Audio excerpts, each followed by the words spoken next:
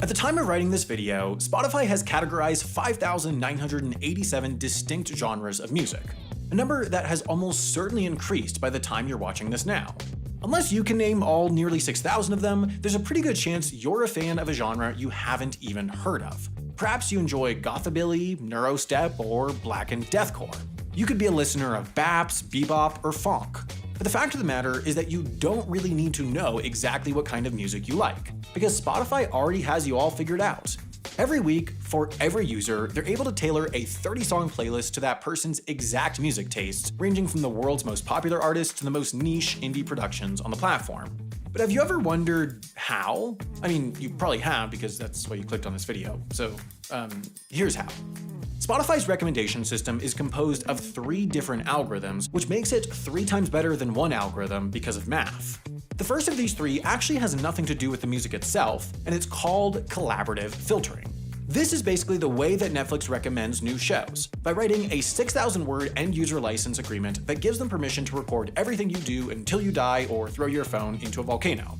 Located in Spotify's giant matrix room, pictured here, they've stored a giant matrix. It's roughly 433 million rows by 80 million columns, indexing every single user and every single song on the platform and recording how often each person listens to each song.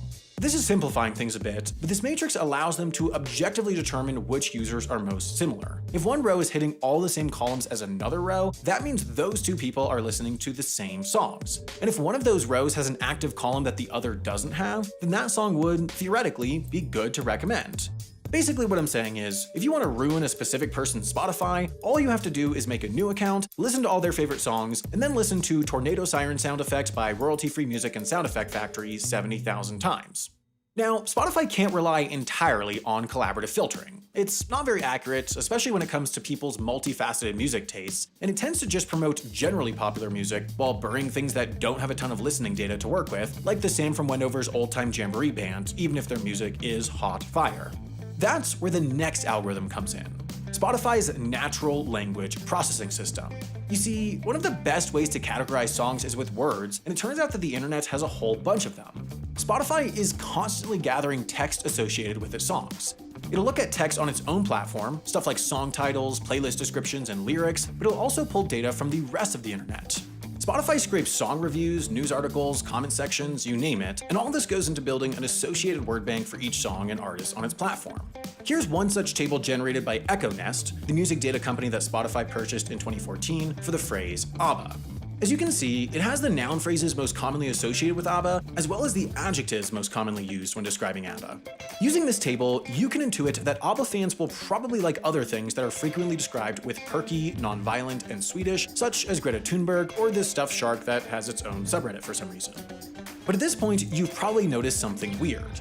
All of this data that Spotify is using, the adjectives, the song titles, the listening frequencies, none of it is gathered from the music itself. So that raises the question, can Spotify actually listen to its own music? And the answer, interestingly, is yes. This is where our third algorithm comes in, Spotify's sonic profiles. Here's how they work. For each song on the platform, Spotify generates something called a time frequency representation, which looks something like this. This axis is time, this axis is frequency, and warmer colors mean louder decibel levels, so for example, at exactly 12 seconds into this song, these are the frequencies that are most present. This representation is then dumped into a neural network where these rectangles make the song smaller, and these rectangles are borderline sentient and their only purpose in life is to extract semantic data from your ex-boyfriend's mixtape. The neural network isolates all of the major features of the song, stuff like its key, tempo, timbre, loudness, and time signature, and compares these qualities individually against other songs you like and other songs you haven't heard.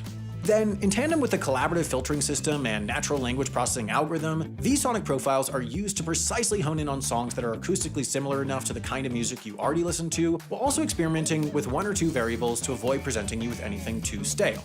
And there you go. That's how to spend $11 billion a year convincing people to not just listen to the same 3 Taylor Swift songs on repeat for the rest of their life. Now, while it might be worth shelling out $10 a month for a robot to tell you what you like, I've got a better value proposition for you, and it's called Nebula. 3 years ago, my friends and I got together and launched our very own streaming site to free us and other educational creators from the shackles of the YouTube algorithm. The results have been amazing. Nebula has paved the way for ambitious, original content from creators you already know and love, like myself, Brian from Real Engineering, Real Life Lore, HBomberGuy, Lindsay Ellis, and so many more.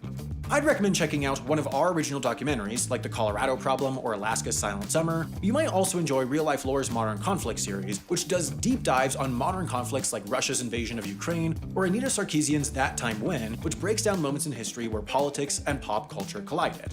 But before you sign up for Nebula, let me sweeten the deal. The cheapest way to get Nebula is to sign up for the CuriosityStream Nebula bundle. It's only $14.79 for an entire year, and in addition to all the stuff I talked about on Nebula, you also get access to CuriosityStream's massive catalog of shows and documentaries. All you've got to do is sign up with our link, curiositystream.com/HAI, and you'll be supporting all of our channels while you're at it.